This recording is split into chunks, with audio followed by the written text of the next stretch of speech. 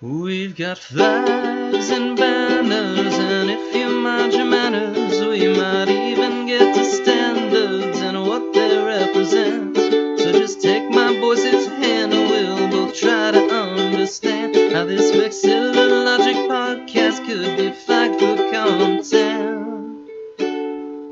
Flagged for content. What's up, VexHeads, and welcome to episode 46 of Flagged for Content. It's the only podcast that just skips episode numbers it doesn't like, for whatever reason. It is also a Flags for Good podcast, as I mention every week, and you can go over to flagsforgood.com/flagged4, like the digit content. And when you check out, you can use that same ending there as your discount code, bonus code. Why do I want to say bonus code? Anyway, discount code. And gets you 10% and it helps the show out. So yeah, go head over there. They've got a lot of cool new stuff for the holidays, especially right now. This is a long one, so I don't have a ton of stuff to plug. But one thing I did want to mention was the Patreon. As we've done with the last few episodes, Elijah is going to come on with me after the episode and talk just a little bit extra. It'll be on YouTube. It'll be on video and on audio. And yeah, so if you go over to patreon.com/flagged for content, all spelled out, you can find it over there. I think it even gives you little previews or whatever. So anyway, all that out of the way. Like I said, this one's a little bit longer one. So let's go ahead and get into episode 46. Folks, we have yet another fantastic guest on this episode. You know him as the creator of Instagram account @Flags of the Globe. You know him as a Filipino-American from the American South. And you know him from teaching a flag class at Duke University. It's Elaijah Lapay! What's up, Elijah? How are you and your green screen doing today? I am doing great. I don't know if you can see it on the podcast, but I was able to rent a room or reserve a room here at Duke that is probably used for things much more fancy than this. But I have a green screen. I've got a boom mic that hopefully works. I've got those noise isolating things, and a camera. A camera with a remote. So, I am doing pretty swell, or as swell as I can be. So, how are you doing this season? You are set. You got much fancier digs over there than we at Flag for Content headquarters have here. My sound dampening is usually just like thoughts and prayers. So, no. The way of the American South, right? Yeah, right. Yeah, it was as we touched on, and I suspect will again. But yeah, how are things over there at Duke? You're just a state away from me. Yeah. I mean, I don't know. I think we're okay. Nothing really comes out to me as super gotta be in North Carolina right now. At least not anything that's super big. We're a football school now. That's a whole separate conversation. Yeah, I heard you guys were attempting that. Yeah, we have a new I was just gonna say, as a UT Vols fan, don't try to be a football school. We've been trying it for a century with mixed results. So, I mean, so we got a new head coach, Mike Elko. I want to start by saying that, I really should not be, for the record, perceived as a football fan. I went to one game, and I got me on the big screen, once, and that's it. That's my claim to fame. But that being said, I didn't realize until recently that this was, a thing. It's just, when you're here, it's we're actually, good. But now people, actually know, us. So that's that. I don't know. It's just kind of funny to me. But yeah, we're a football school now. But we did get beat by UNC last night, and people are still kind of mad about it. I was gonna say, I bet that one stings special. Yeah. Yeah, it's funny, the whole UNC Duke rivalry, and I don't know if you know about tenting here, where we tent out. No, I don't know that one. Interesting. Okay, well, let me explain that super quickly because it may come up later. So tenting is where Duke students will tent outside on a very specific there's a lot of rules to it. There's a lot of rules. There's a 49-page manual on how to tent specifically for the UNC Duke basketball game home.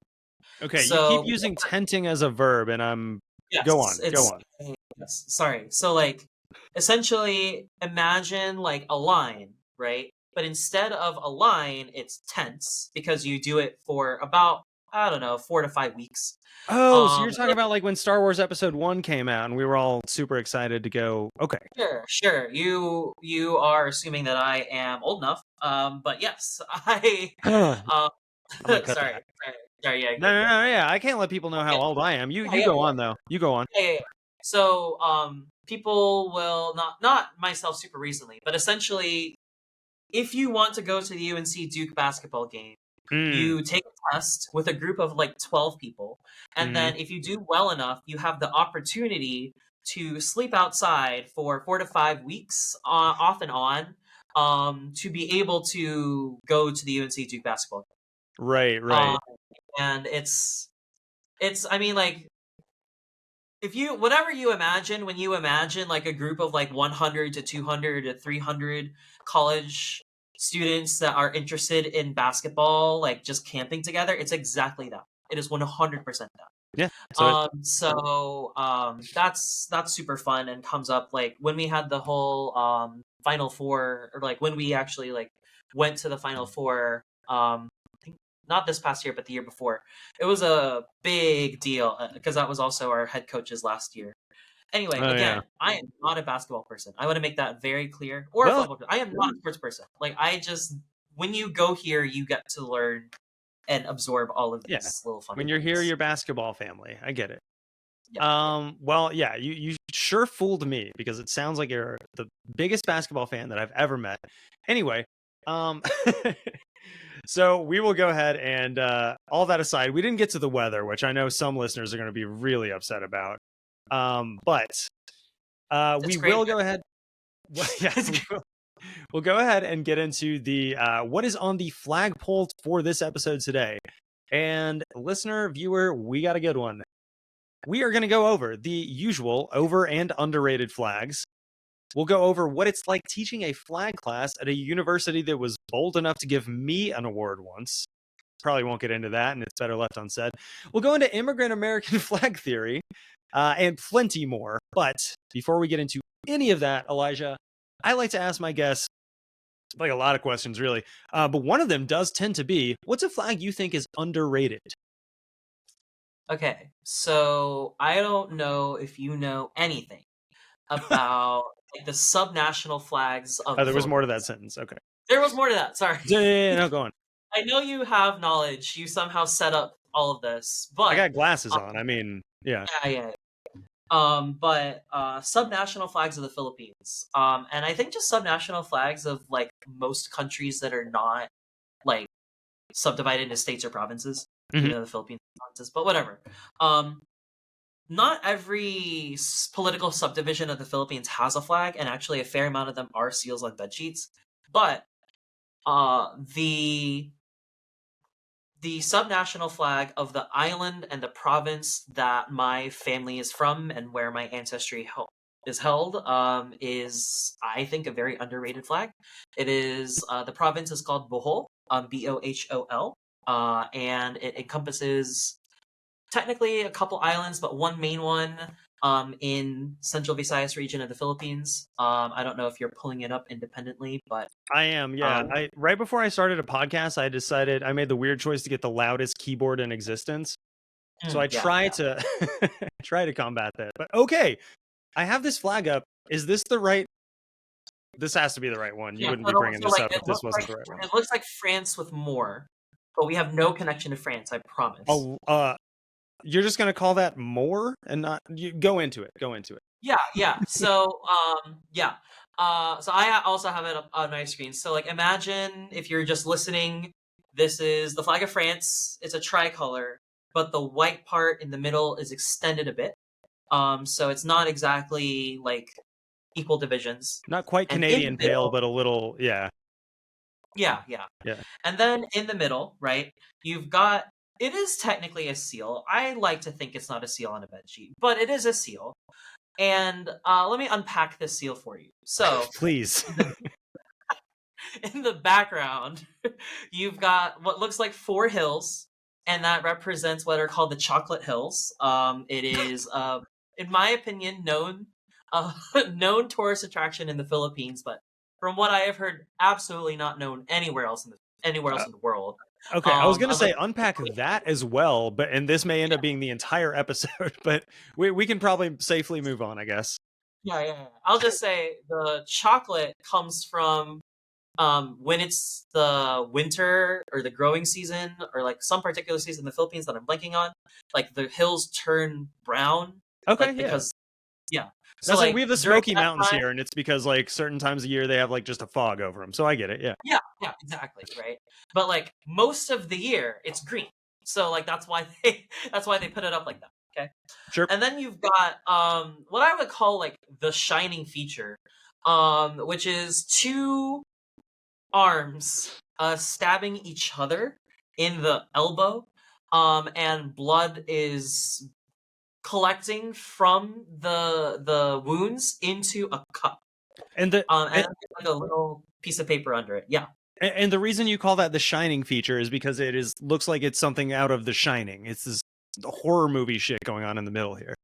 Oh yes. Okay, but And also like kind of Blood Brothers things, which I think maybe where we're leading. But yeah, get into it. So, this comes from what is known in the island as the Blood Compact.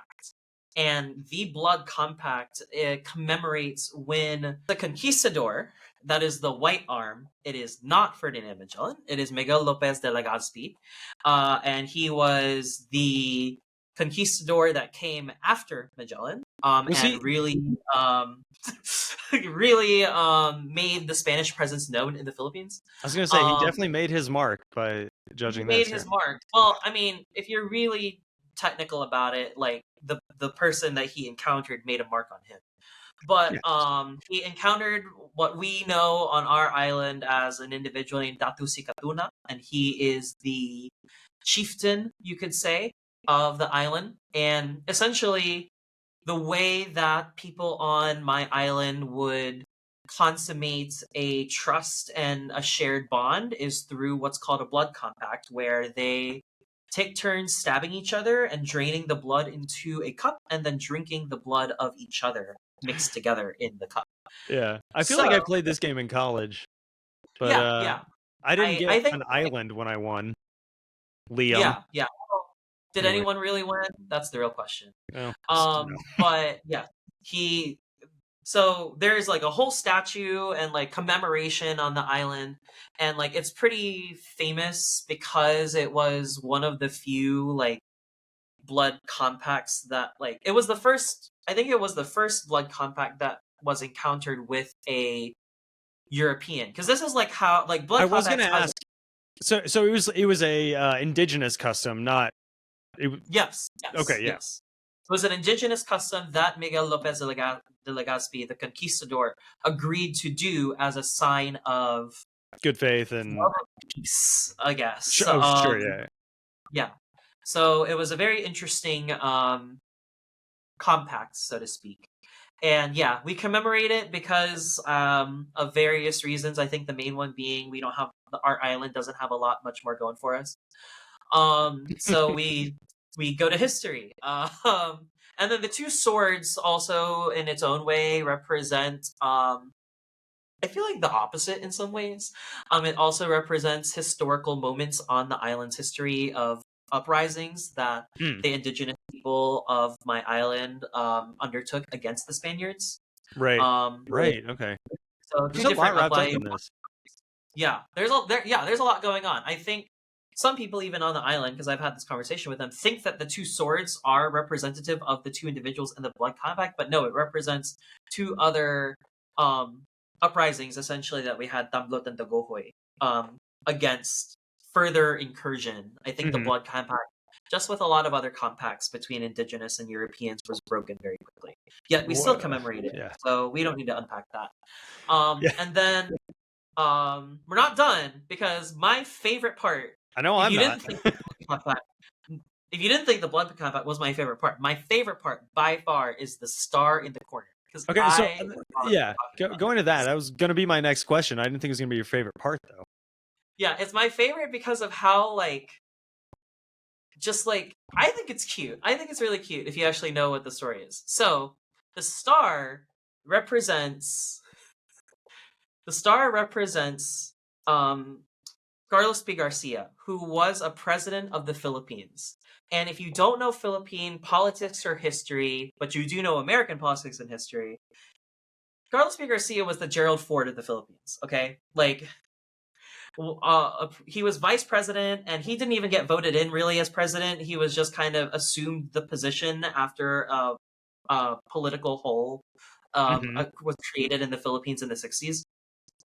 And then the 50s. And then the previous president, Ramon Magsaysay, who was really popular and famous, died in a really bad plane crash. And so all of a sudden, as opposed to, well, yeah. sorry, but anyway, Carlos P. Garcia assumes the presidency, and everyone's like, "Oh my gosh, like, who is he?" Okay, and then okay.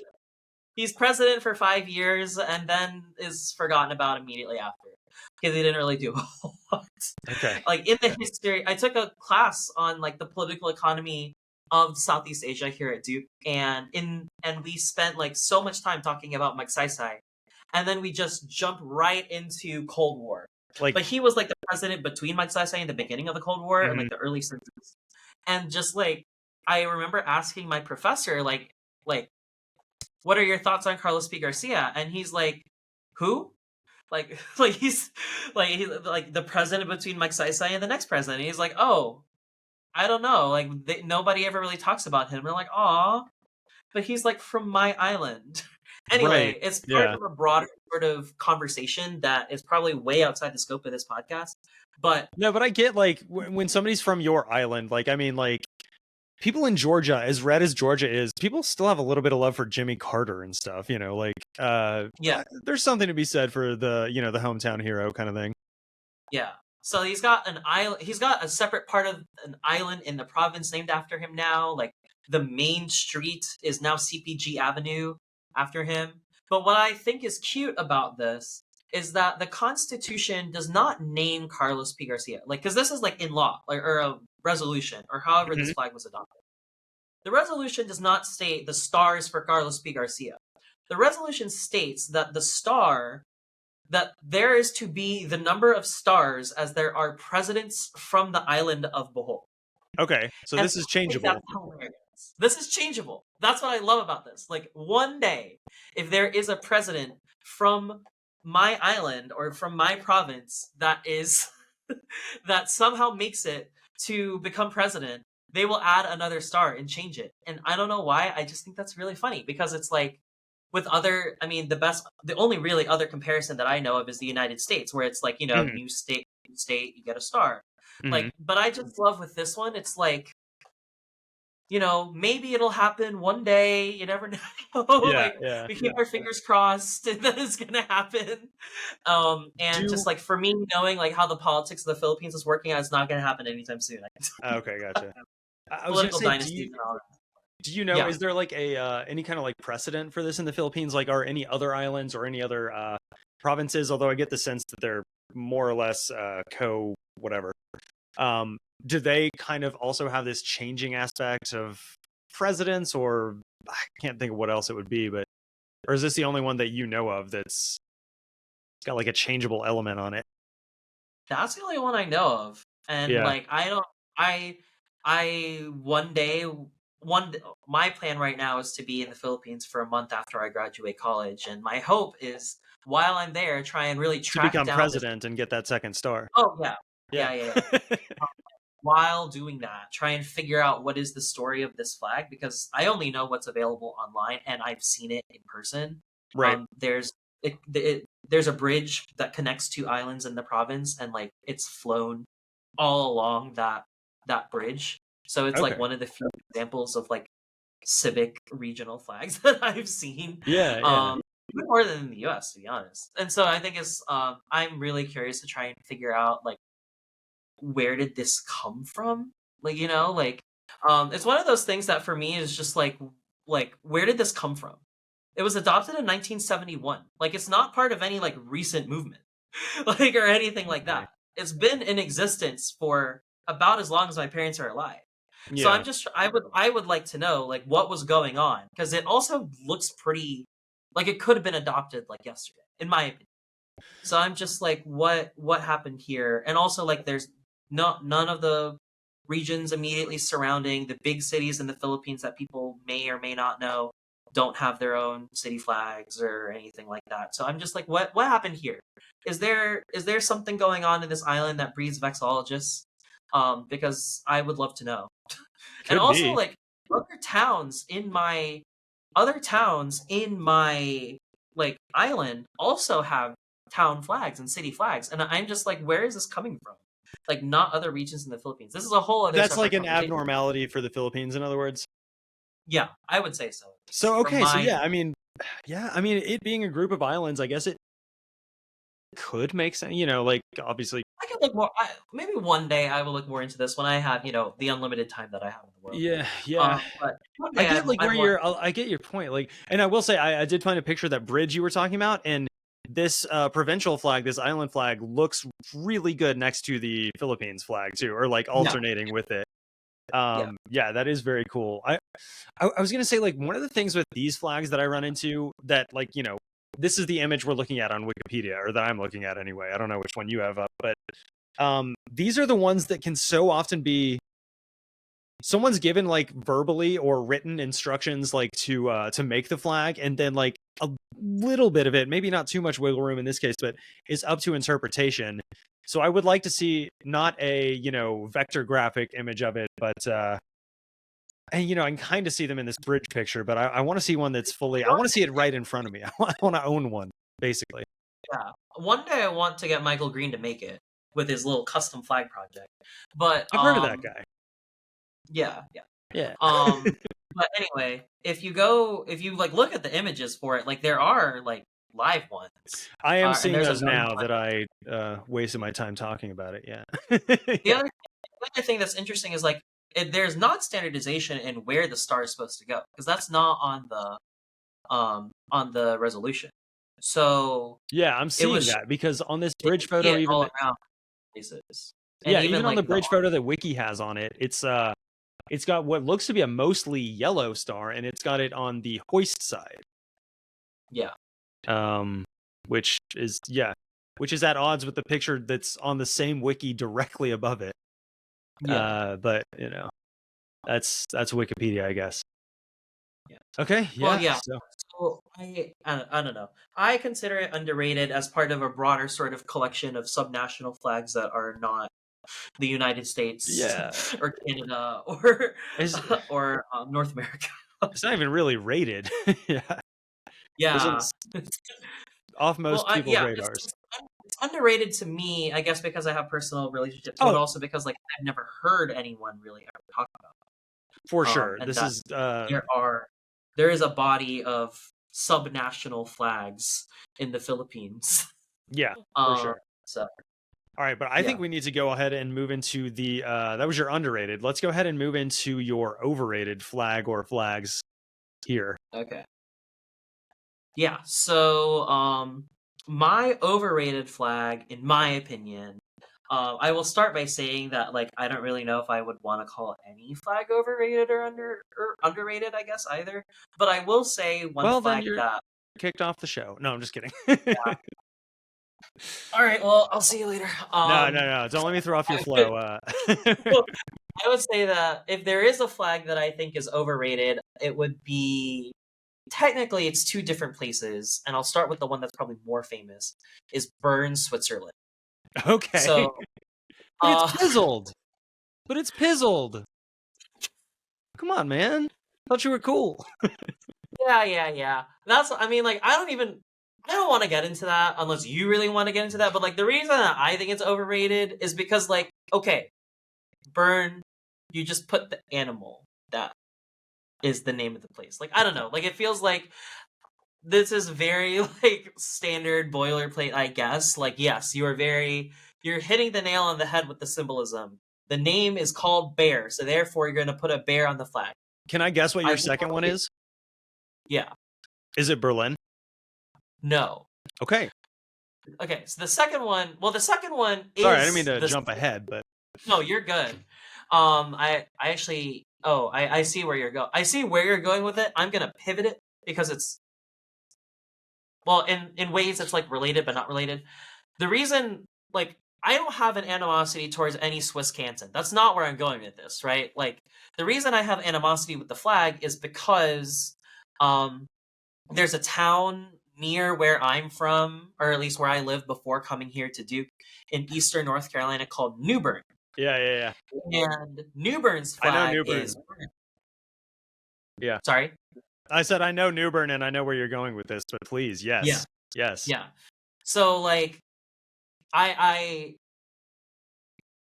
trying to figure out the best way to say this. Like, I think it's overrated in New Bern because, like, it just feels like there's a lot going on in the town, in my opinion. And, like, they just use it everywhere for a place that really just doesn't need one because they've got so many other things going on. For the listeners, I don't know if you've ever heard of New Bern, North Carolina. It's like it's where Pepsi was founded, and I feel Brad's like you've drink, got but- enough. Yeah. Yes, Brad's drink. You've got enough going on with the founding of Pepsi that you don't need to go into the bear flag as much as you do in the town. And No. I will also mention that in the town, they have this whole thing where there's so many statues of bears. Like, they have like 40 or something just bear statues all over the town that, like, whenever you visit, they give you a guide that's like, go and find all of them. And, like, they're all like dressed up and cute and whatever. And there's one that has like the bear on the bear, like the bear flag. And it's in front of the mayor's hall. And I actually have a picture of myself with it that I will not share. But but like, if you Google it, like, and you scroll down enough, you will find the bear on a bear in front of City Hall. And Okay. for me, like, that's overrated. Like, that's too much. Like, that's too much on the nose to put bear on bear. Okay. Yeah. And Bear like, on bear action is never good. Yeah. And like, it's overrated for me, not because I don't like little quirky towns like New Bern, North Carolina having a symbol, but it's like, you've got a lot. Like, knowing like what's around and what other places have to draw to for their identity. Like, New Bern has way too much going for it. You've got Pepsi, and you've already got this like Swiss colonial like heritage thing going on at what point it was the capital of North Carolina. But like, maybe I also pay attention to this a lot because I am into Vexillology, but like, the bear flag, like, it just feels too much on the nose. And you've already got the bear statues and the bear on bear action. I don't know. It's a hat on a hat. A bear on a bear. That's my that's my overrated. And it also just feels like a personal attack more than like a true like overrated flag, because it's not overrated in the sense of like people have heard about it, but like overrated to me is like it appears too much in that town. Like, they've got too much going for it, and I don't know. Yeah, no, fair. I can I don't think I've ever been to New Bern because I generally like living where I do. I go to Asheville is pretty much the furthest like east in North Carolina I go, and that's not very east at all. Yeah, one could argue it's west even, but yeah, no, I will say like the New Bern flag, it pisses me off because it doesn't piss me off because it's not pizzled enough. Because like they took like the best. They removed it. This is the point where you have to explain to your students what pizzled means at this point. No, I'm gonna have them look that one up. Yeah, you have an entire lesson on that before any of this. Yeah. But, I really hope that if they are Duke students listening to this, they can use context clues and figure it out. Yeah. But that's not why. Like, that's not why. And like, again, like, it just happens to be the Swiss canton. You just Also, it's overrated. I will also say this: it's overrated because they just took another place's flag that they were named after, and the alteration that they made as a depizzling. So like, what are like? That's what I was going to say. Bring that around, let's unpack that. Like, why? If the only alteration that you're making is a literal like Yeah. I Anyway. mean, what if every place applied that same like logic? Like, hey, let's take the flag of where we're named after, but literally emasculate it. Like literally. Not a comment on anything. We just that's what we're doing. Like, I mean, like, because then you get like the New York flag. Well, no, the New York flag does have because I was two just about biological to. women on it. Just, what's your example? Like, what are you about to? Like, what example about you are you about to pull out that also has that can be depizzled and we know? Like, I didn't think so. I didn't think so. You know what? So. In post, I'm gonna drop like fucking 30 in here, and you're gonna look like a fool. Retrospectively. Or retroact, whatever. One of those retro. I'm also gonna cut when I said the wrong word there. All right, no, I definitely agree. I definitely agree with you on basically, yeah, on the same reasoning, the same logic too. Yeah, it's not the pizzling or depizzling, but just like the fact of like, okay, we're named after this place, so our flag has to look exactly like this place, or like a very, very similar take on the same place or whatever. Like, I guess it reads as like lazy. And like in Newburn's case, it's weird because like, so I mean, among us, obviously the flag of Bern is well known for kind of one very pointy red reason. Yeah. But like outside of the Vex community, it's not like super well known, the Bern flag. So and maybe that's why New Bern does it. Maybe it's like a getting away with it type thing rather than a, I mean, I guess it's both, but yeah, I don't know. That's a different one. And on that point, it's like, wait, which point? If you didn't, sorry, on the point of like just taking the exact same flag and like making relatively minor in terms of pixels, it's minor, right? We keep on circling around this. In terms of pixels, it's minor, but it's like there's more material to draw from as a result of like it being like there's no tie to like the history of the people that actually came to settle except where they came from, and like no recognition of like the history around it, no recognition of the fact it was at one point the first capital of North Carolina, of Pepsi and Brad's drink. Like there's a lot of things that they can draw from if they want to make a flag that is actually representative of New Bern as opposed to Bern, right? So like that's, I don't know, and they use it so much that I'm just like, if you knew that like they were not slick to me, like they and this is also coming as somebody who played New Bern High School against New Bern High School in high school tennis. So like I will also, I thought you were gonna say basketball when you were a huge basketball head. Yeah. Even bigger than you are now. Yeah. Yeah, I played tennis all 4 years of high school. We would play. This is so much of a divergence. But we would play across the Nicholas Sparks field because Nicholas Sparks. Really? Like the author. The author. Yeah. Okay, yeah, the Notebook and donated so much money to New Bern High School for some reason. That we would play on the Nicholas Sparks field. And on that disgusting note, I think it's time that we move on. All right, so we did get plenty on your over and underrated. Let's move on to so I usually ask, what's your favorite? What's the flag that got you into flags? You got like a little bit of a different take on that, though, if you want to start going into that. Yeah. I'll start with the flag that got me into flags. And it is, in some ways, a little bit unusual, but in other ways, it's not. And I feel like I feel like I'm kind of just beating around the bush. Let me start with what the flag actually is. So I would say that the flag for me that got me into flags is the new Mississippi state flag, which I happen to have. I'm not familiar with the state of New Mississippi. Oh. The new Mississippi state flag. Right. Which I have. Because you really love trusting in God, right? Is that the... Yeah, for sure. Yeah. Absolutely, right? So you got the new Mississippi state flag, and I would say that the reason it got me into flags is half personal and half like quasi-academic.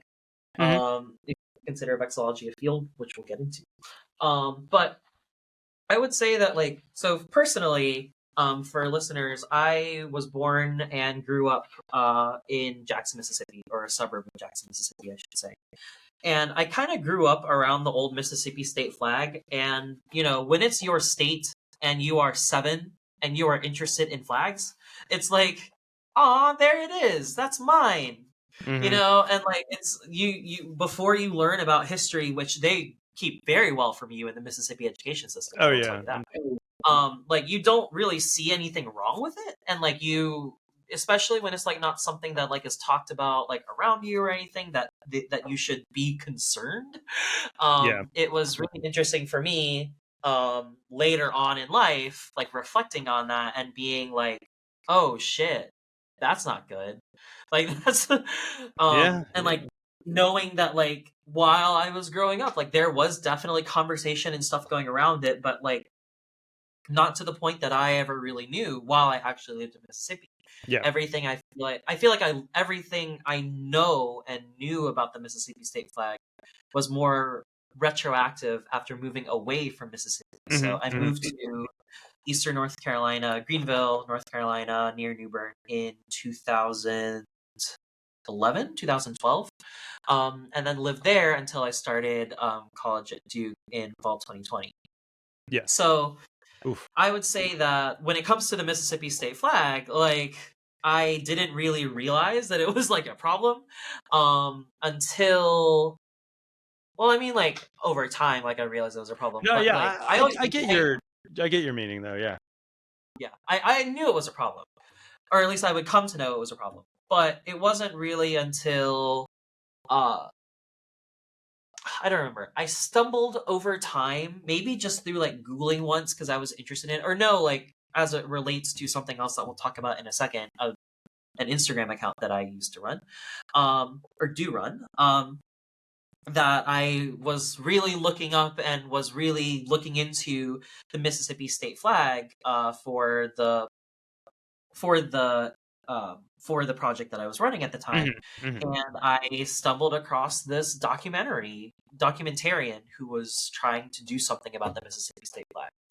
And he was still sort of writing it, but I was like, I'm really interested in reading and learning more. Like I feel like during my time that I actually lived in Mississippi, I in some ways don't feel the greatest about how little I knew about the Black community in Mississippi and the African American history. Sure. Yeah. I mean, like one thing that, like, if I could cut in like really quick there, like I do imagine that like I'm sure it's, and I don't want to like speak out of turn here at all, but like I'm sure growing up in Mississippi as a like Filipino American, you are definitely on the you're a minority, especially in Mississippi. But you don't quite have the same like historical knowledge as like Black Americans in Mississippi would have, that maybe they would get from like their parents, their you know, like grandparents, whatever. You don't necessarily have that same like lineage, at least as far as like telling you about it, but you do maybe, as you said, like kind of you don't have the best relationship with it either when you find out what you will find out anyway. Yeah, it's an interesting, like I've never had either of those perspectives, so it's interesting to think about. Yeah, and it also ties a lot into like why I do some of the work in flags that I do now, because as I come to learn more, it's like this actually matters, right? It's like I feel like in some ways, like a lot of the things that I've done ever since really diving into the history of the Mississippi state flag for myself and my own personal education has come from I can't believe that I used to like view the flag in this way, the old Mississippi state flag, or at least now is the old Mississippi state flag, because of like, I guess in some ways the correction and the efforts of the people who actually were in power to try to rewrite that and correct that. And like the more that I dived into it and knew about like the efforts, and especially when I learned about the documentary, I was like, oh, I really want to support this. I really want to know more for myself, because the reality is there up until that point wasn't really a lot of me in flags. Right. There's a lot of other places, you know, but like when conversation around the time of George Floyd in 2020 started picking up about Mississippi, I was like, oh, like it feels weird to say in past tense because it now has been like 3 years, but like at the time, and it still feels like it's really recent. Like what happened with George Floyd and what happened to make Mississippi actually change its state flag, and that process to me was just really something to process and something to really look into, and what it could mean for people to change flags in Yeah. particular. And that I mean, process of flag changing and the emotions of it, like that was something that to me really sparked like, oh, like there is something deeper here. Like there is definitely something to be said about the Mississippi state flag and like something to yeah, be said yeah. about what it actually means to know flags. I think a lot of people like took special notice that aren't normally in the flag world when that happened, because like it also goes to show kind of like the limits of bureaucracy, I guess, for lack of a better way to put it. But like, you know, it's not like Black people weren't getting constantly killed in Mississippi by law enforcement officers, by like, you know, like we don't have to go into the whole thing, but like it's not like this wasn't happening the whole time. But like one high enough profile national incident is, I won't say all it took, because again there's more to it, but like was maybe just like the thing that tipped it over, if maybe that's the way to put it. Because like, yeah, there've been people pressing to change the flag. Like there's like the Stennis flag, there's like all this other stuff in Mississippi that I'm sure you and our listeners know about, that had been like, people have been trying it and trying it and trying it for years. The most they could get was like a little different color on the blue, like, you know, like, and it wasn't until that one like very high profile national thing, while a bunch of other stuff is going on, there's so many eyes on it, and all eyes in the, well, not all eyes, but like a lot of eyes in the US turn toward Mississippi, who's the last one, now that, you know, Georgia a few years ago did away with theirs, the last one to have that on their flag. And when all eyes are on Mississippi, you know, suddenly they can get things done pretty quick. And yeah, I guess it goes to show like what public pressure and yeah, I mean, public pressure really is the main thing that tipped it over, I think, in that case, can do. And they had you know, as you know, they had a design contest, but it was a pretty short window. It wasn't like this year and a half long kind of thing that Minnesota, Maine, I know theirs aren't quite that long, but yeah, it was an interesting moment, not just in like US history, but in like US vexillology as well. Yeah. Yeah, And yeah. yeah. And again, like, not to make this about me, but like for me it was interesting because like I, like, for example, like I remember like looking at the website and being like, you can submit a design, and I'm like, shit. Yeah. You know, like it's like I definitely have ties to Mississippi, but it's like it's also this additional layer for me of like, I feel I had this conversation with myself, kind of, as like I feel like I am so removed from the state now that I should not try to put myself into this. Yeah. Yeah. Yet I am very invested in like the outcomes. Like for example, in the November 2020 election, that was the first election that I could vote in, and B, sorry, All good.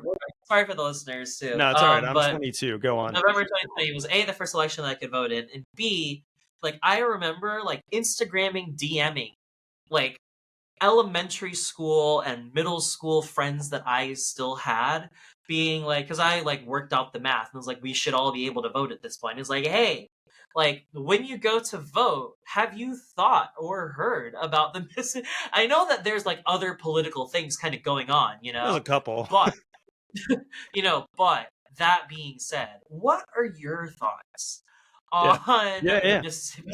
Like, yeah, it was like that was the best that I could do, and I don't know, I just look back and think of that, and I remember like I have this, for me, so emotional moment, because this was around the same time, which we will very much get to, of like me starting to conceptualize a class on flags, and me kind of grappling for myself what this could mean.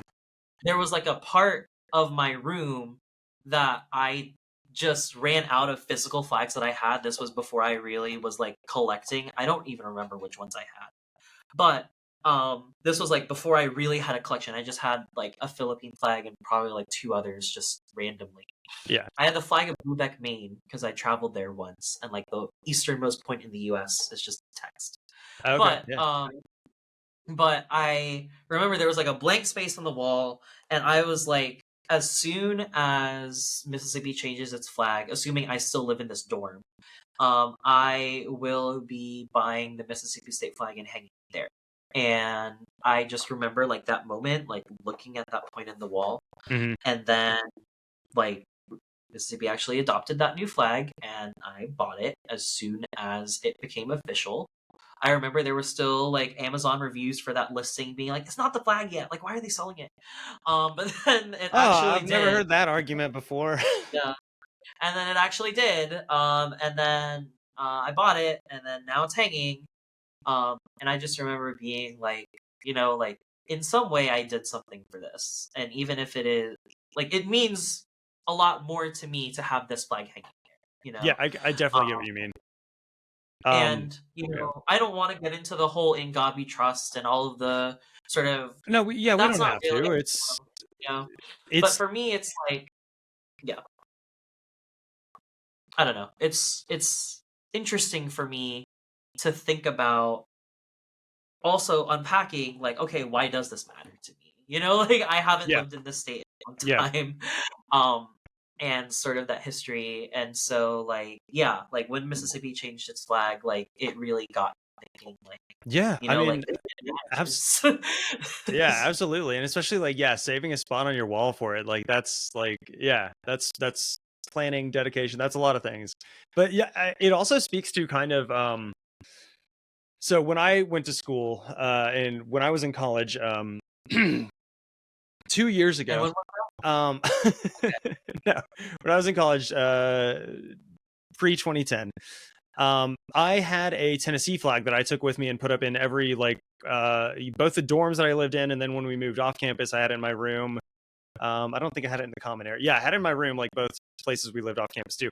And I was the only one, not just like of my roommates that did that, but like really of any of my friends that did that. Because at BU where I went, a lot of the kids were like, it was mostly like New Jersey, Massachusetts, Vermont. You get a few kids from a little further afield, but not too much. There was an Oregon girl that was like super proud of her flag, but she always hung up like the beaver side of it. And that was really it. Like nobody was super proud of their flag, other than there were a couple other Southern. There was who was it? There was somebody from North Carolina that had a North Carolina flag. Actually, that might have been it. There's not a whole lot else to be super proud of in the South, I guess, especially at the time, because I don't know if Georgia changed theirs, but theirs might have been that blue one with all the old flags, I think, at the time. Oh yeah, I can't remember. I love that. But yeah, no, I mean, like, I'm veering off point, but like, it does go to the point of like, you had a spot in mind for it when it did change, which is, I think a lot of us can identify with. And like, like I said, I was one of the only ones that did have a state flag in anywhere where I lived, because it was a good one.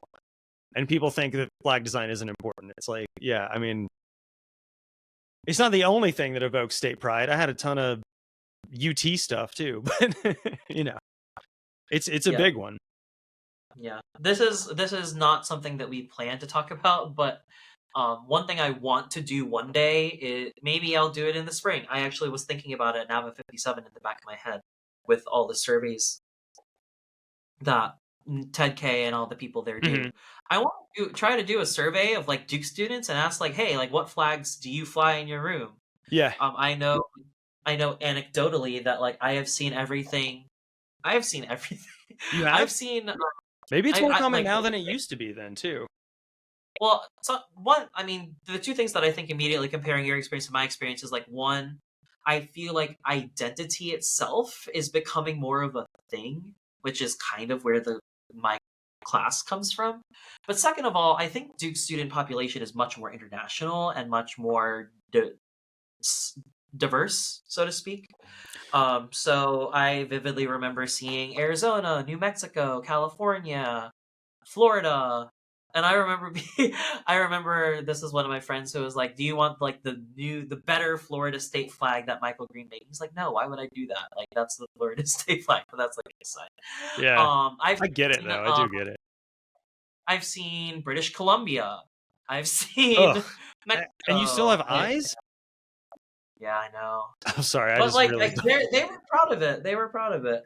Hey, I've seen. So I've seen Maryland. A lot of countries, a lot more countries than maybe. Actually, yeah. I mean, once you start talking about that, like BU had a sizable international student, contingent, but like just as far as state flags, like I didn't really see too many other states. Other than I did see a few Californias. Californians are universally proud of theirs, but And then you've got the Chicagoans. They were a cohort. Yeah, we had a couple. Yeah. Actually, they did have a flag at one of their apartments. But yeah, I do, and then I will never forget it. When on campus, I saw somebody with a Tulsa City front license plate, like Tulsa, Oklahoma, and I was like, "What are you doing here? Like what? Like why do I see you here?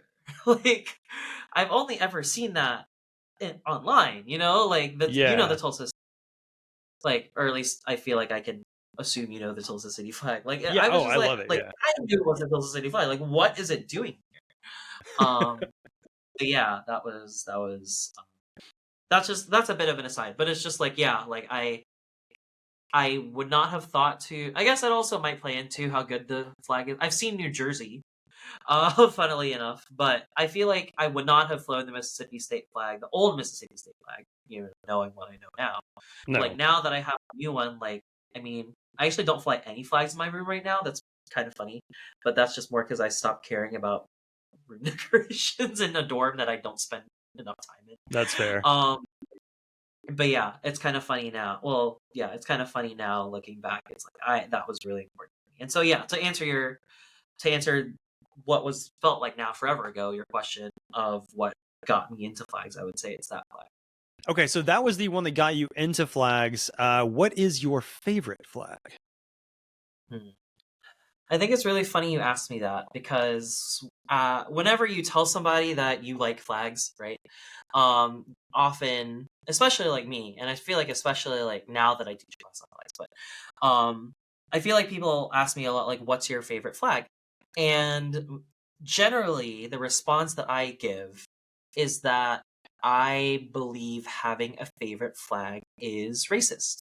And that takes a lot of unpacking and is exactly the sort of unpacking that I think sets the groundwork for what is my course. Yeah, I think I would And leave that conversation immediately if I was the other person. yeah, I'd be like, all right, I don't want this smoke. Okay. and sometimes I switch it up. Sometimes I say racist. Sometimes I say colonial. Like kind No, of one in the same.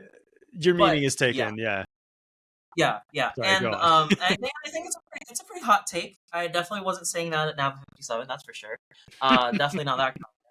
But anyway, so my take is that flags are inherently something that is personal and inherently something that is the result of decisions made by people. And oftentimes it's people you don't know, people that you don't necessarily have an idea about why they made the decisions they did. Even when it comes to still bed sheets, like just gonna put that out there. And so for me, I feel like I don't have a problem with the idea of people having favorite flags. I personally have problem with like having that be a thing that we normalize asking other people, other vexillologists, VexHeads even. Because for me, what's up, VexHeads? For me, it feels like people ask me what's my favorite flag because they know that I have looked at a lot of flags and therefore probably have an educated opinion on them. And therefore I offer some sort of legitimacy. Again, maybe outside the scope of why you asked that in this podcast. But for me, my philosophy on flags, if I am allowed to have one, is that flags are the result of personal opinion and choice and is constructed off of what you've been exposed to in your life. And I don't have that time to go down and sit down with people and always tell them what that is. Honestly, now I might tell them to listen to this podcast.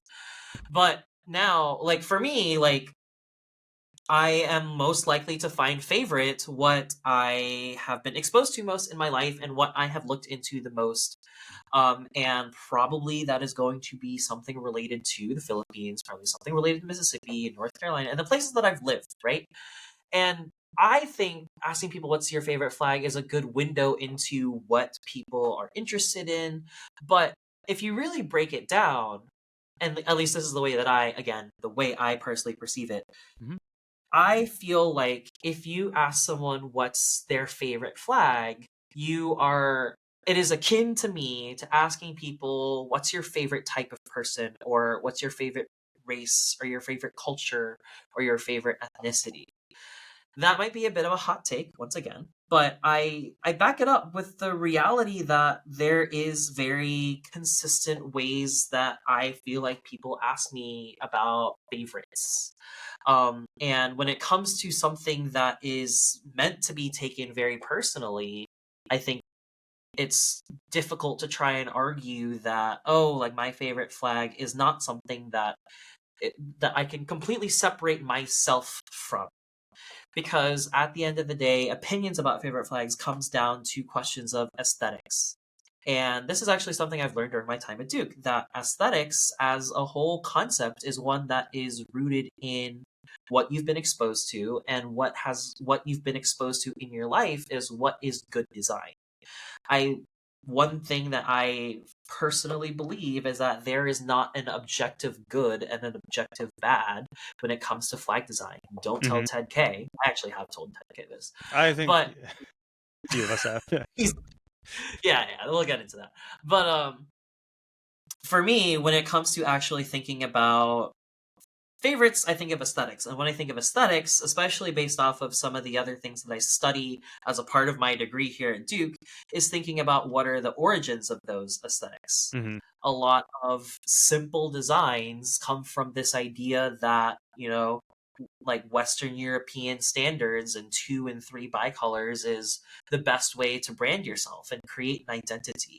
It was able during a certain moment in countries' histories to create legitimacy and exert sovereignty because you were able to be compared to this Western notion of a state and control. Yeah. So that is something that the more that you actually look into it and look at why particularly a lot of post-colonial places adopted the flags they do, was like, one thing that they say explicitly is like, so we could be close to Europeans, and be perceived as important. So like, if that creates a significant bank of what people have been exposed to in their lives through like the UN book or the poster on the wall of every country's flag in the world, you are already cataloging an opinion of what is best, what is the cream of the crop, right? That simplicity is best.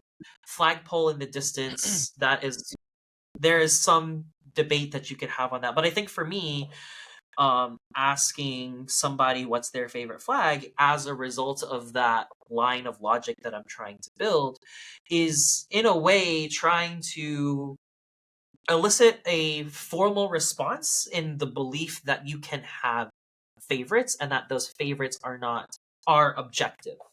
This idea that you can have an objectivity in what is a good design, and therefore what should be agreed by vexillologists, for example, is the best flag, is, in my opinion, really reductive, and feels to me like it can allow particular places to escape a necessity of having meaning to their flag, or a lack thereof. Okay. And so while I in no way think that, do I think they're bad flags personally? Yes. Do I think they're good flags personally? Yes. But like, to try to rank and categorize places based off of their design feels to me really reductive, and especially if it's in the context of, oh, it's because I know that you've looked at flags a lot. Like, I hope that you don't use me to try and create an opinion on your own that should not be based off of my opinions, Like, again, I have looked at a lot of flags. I have a lot of opinions, and but simultaneously, like, I encourage people, especially if they view me as somebody who should be big on flags, to develop that opinion for themselves of what is their favorite. And also, as a part of that process, reflect on why are you making the choices or like priorities of symbolism that you do. Yeah. So I think that last point that you just said is the most important one, because like a lot of the reason that that I ask on the show, like, what is your favorite flag? A lot of it is because I'm a huge racist, but a little bit of it, no, I'm just kidding. No. Blame it. No. The Mothman in the back. No, I just had to insert a little levity. No, but mostly it is. I mean, you're definitely correct in the these are very much Western symbols. Like even when we talk about like say Japanese prefecture flags, right? Like they have a word, and it's escaping me right now, but they have a word that relates directly to what those symbols are. That is not coat of arms or seal or crest, which gets used incorrectly a lot, or it's not any of those words. But as Westerners, like a lot of people do like to equate them with that. Like people will say like, well, the coat of arms on the Japanese flag of this or whatever is that. And we do have a very like Western centric view on what flag design should be, which is why I think like, for example, like the Liberian ones get made fun of all the time. Or like I'm guilty of that. Like we had them on the show a little bit, and I tried not to make too much fun of them. As I was like reading through a bunch of different articles on them, I came across quite a few people making pretty much your point here, which is like, well, who can say like it's a beauty is in the eye of the beholder, but it's also like we have these like Western centric standards on these things. So like if so and so is proud of this flag and wants to, this is their favorite flag or whatever, and wants to fly it, wave it, and it means something to them, then who the fuck am I to say like, hey, actually, like when you get down to it, it's like not a good design, so like you shouldn't like it that much. It's very I definitely get what you're talking about. And I think part of the reason that I like to ask it on the show is because it is revealing in a way, and I don't mean to like call anyone out on anything, but it is revealing in a way on I think, as you kind of said, like what we think is like good graphic design, but then it is like there is a deeper conversation to be had about why we think that I don't always go into, of course. But I don't know. I do think it's revealing in a way, even if it's a little bit of a, is it the deepest question I can ask, or and I know you're not accusing me of any of this, by the way, but I'm like, no, I'm not. This I is go not through me trying to not ask this ever again. No, it's no, I know, and I'm not taking it that way. I am just trying to like maybe like kind of ask myself like what the point of that is, and I think to me it does let the listener and viewer know a little bit about the guest, or at least like where the guest is going to be coming from, and which is part of why I ask it up front as well. It kind of like flavors the okay, so this guy really likes the flag of Sutherland. So, which maybe I've never been my own guest, but but like, okay, so maybe like a little bit of the episode is going to be kind of flavored by what this guy thinks is good graphic design, or what she thinks is good. I don't know, things like that. But yeah, it's an interesting question. It's one that I'm trying to think of like an equivalent in another like field or another field of study that elicits kind of a similar gut reaction or anything like that. The example that I use, and like I don't know how much you know about or have ever really thought about like culture anthropology, right? But like I equate it to like if you ask an anthropologist, what's your favorite race or what's your favorite ethnicity? Like it feels ridiculous when you phrase it that way, right? But it's like, well, how much more different is it really if you are getting to the core of why you would be asking that question to them specifically? I don't know. I mean, I feel like it's a little different though, right? Like you're not, if you ask somebody, and I know you're being a little intentionally like, I'm very tongue in cheek. I'm very tongue in cheek. Right. Yeah. Yeah. But like, I don't know, like asking somebody their favorite race. And again, you're being tongue in cheek, but like to me that, I don't know, like flags are about so many different things, of which design is obviously a big part, but not the entire part. But if you're asking somebody the ridiculous on the face question of what's your favorite race, I don't think it's really about, well, shit. Maybe it is about aesthetics. Maybe I just talked myself into a corner there. I don't know. Oh, shit. Well, shit. I've done my educating for today. Gotta go. Bye. These are questions I've never had to. No, I don't know. Yeah, I guess you're right. Like, yeah. Well, again, like, it's not as dissimilar as one would. I'm not trying to rock your world too much, but I will say the reason why I have that like so prepared as an answer is because it comes up a lot. It comes up a lot when I mean, I presume you similarly, but like you find yourself in a lot of spaces in which people when they find out that you're into flags, will ask you these questions, Oh right? yeah. And the more, especially like me as like an undergrad, you know, I feel like it could be a very different vibe if it's just like adults, but if like I've had this conversation with professors even, you know, Yeah. and for me, like the more I get asked it, the more I'm thinking to myself, okay, like why am I getting asked this? You know, like do you think it's because I have some sort of higher legitimacy by studying this and Right. becoming a Vexillologist, Is it an right? ask And I the think expert kind of question? Like, yeah. yeah, and like I try to welcome it not as a shutdown, right? It's like, so sometimes like I modify the response, Sure, yeah. like, you know, but like I think at its core, like my philosophy, which is a big reason why I wanted to share this philosophy through other avenues like classes, is because I feel like when you break down those sorts of questions, you start to realize the seriousness of flags and how much power they hold. Mhm, Because if it's going so far as to where we believe that expertise can be drawn by its study and its study alone, like that for me is concerning. Because I think a big part of being a Agreed. vexillologist, or I think a big part of what I think being a vexillologist should be, is not reflecting on flags and their design itself, but also reflecting on what it means to you. Yeah. And I think turning that question back to people starts that conversation. Because if we govern ourselves by a world of favorites and standards that we don't question, then what is this? Like we're just, and let me put this in a different way. It feels like with favorites, you're ranking, you're putting things in boxes. You know, it's like this is good, this is bad. Like we're gonna sort and categorize all of this. But I think generally speaking, that's not really how a true field really approaches what it studies, in my opinion. At least somebody who is taking classes in other fields where you are introduced to other things and concepts and topics and you view them in very objective ways, or at Mhm. least what the field considers to be objective, right? And so, like, if I, as somebody who now views myself as somebody who is furthering the field of vexillology through the efforts and the work that I do, like, I feel like there has to be some work in actually sitting down and being like, hey, like the way that generally society views this object is one that can be reduced to cursory examinations of good and bad and favorite and not favorite. And I think that's really not how we should be looking at flags.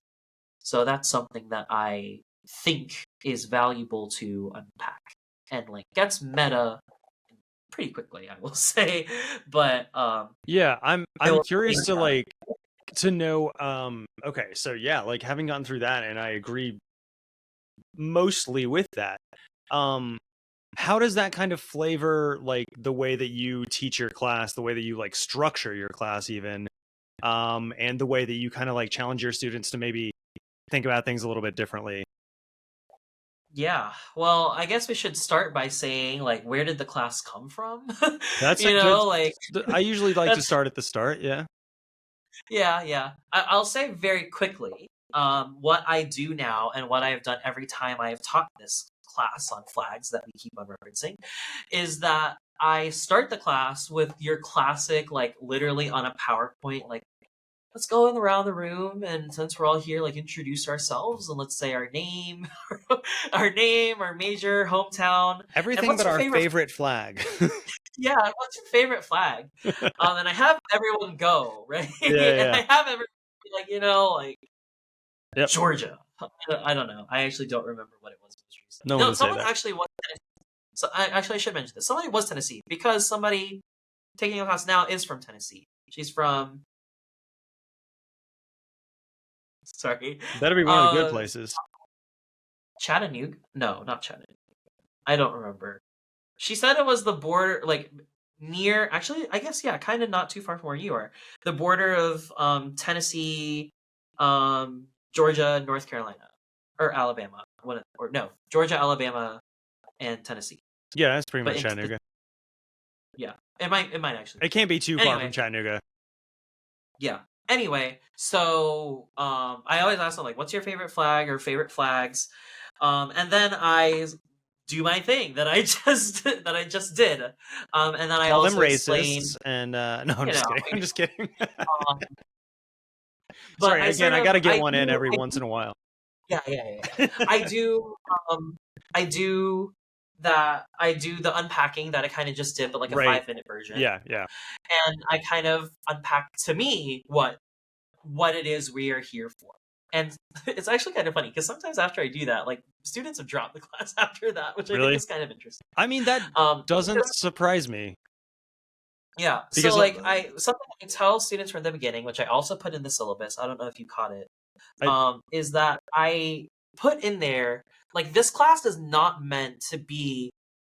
You are not supposed to leave this class with an encyclopedic knowledge of what every flag is. You know, like I can hand you an atlas and you can do that yourself and have a grand old time.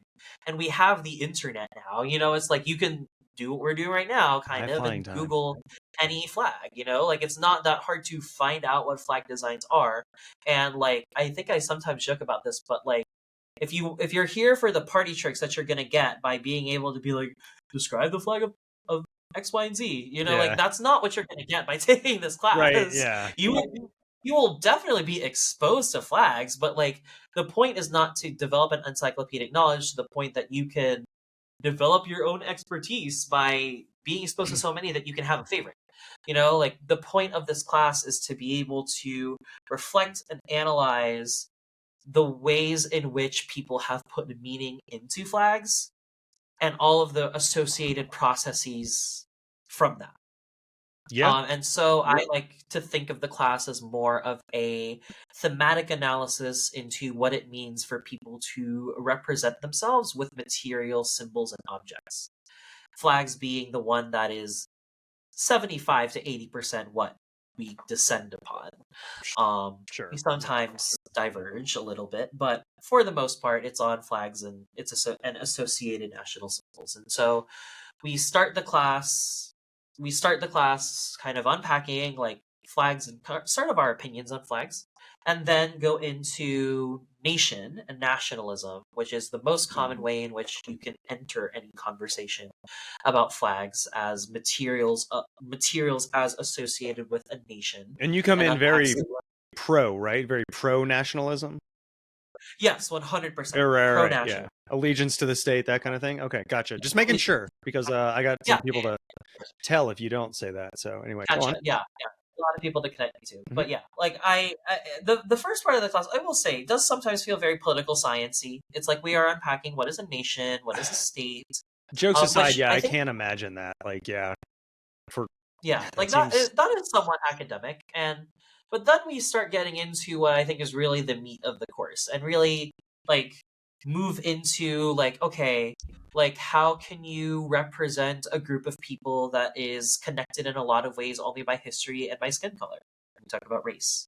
And we talk about apartheid in South Africa. We talk about the Confederate flag. We talk about Mississippi, which I like to think should be brought up in any flag class that is not taught by me that happens to think is very important in the conversation, right? Sure, yeah. But then we go into religion and colonialism and the internet and all of these sort of topics that are now so much more important as markers of identity, and unpacking what does it mean to create symbols around those identities. Because at the end of the day, like we use nation because it's definitely what has led to the creation of most countries' flags and state as in like government flags. But then we start going into other places, non-state actors, and where those symbols come from, right?